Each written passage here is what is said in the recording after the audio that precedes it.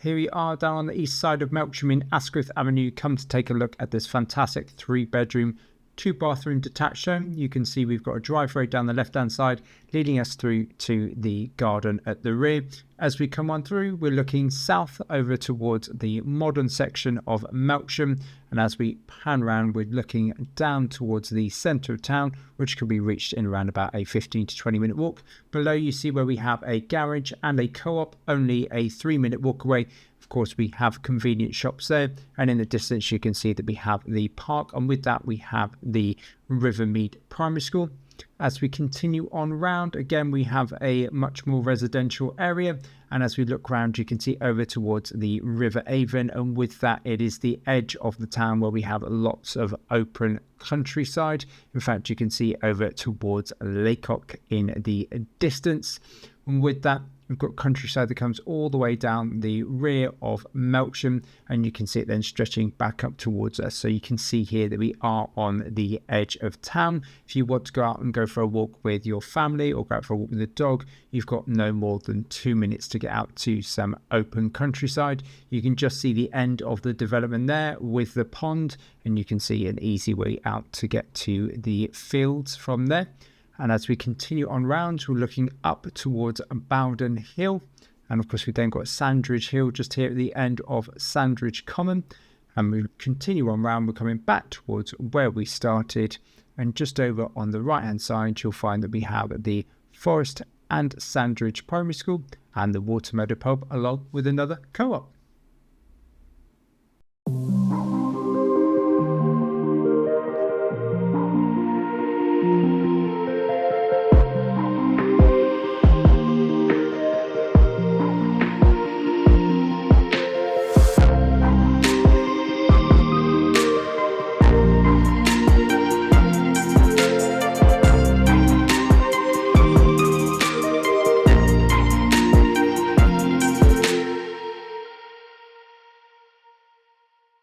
We have our entrance hall with doorways to the kitchen, our living room, see radiator, stairs, storage cupboard.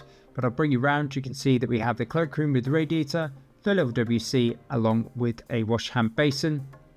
Coming to the far side, we're coming through into the kitchen. We've got a mix of base and level units, radiator and a breakfast bar just down here in the corner.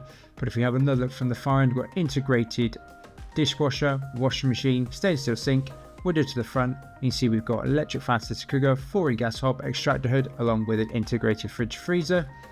Coming on through into our lounge diner, you can see what this fantastic space to the rear with windows out to the garden. Plenty of space for this 6-seat table, and we also have a radiator here in the corner. If we come on over and stand next to the television, you see we've got plenty of space for sofas, understairs storage cupboard, and another view across. And you see we also have a window to the side.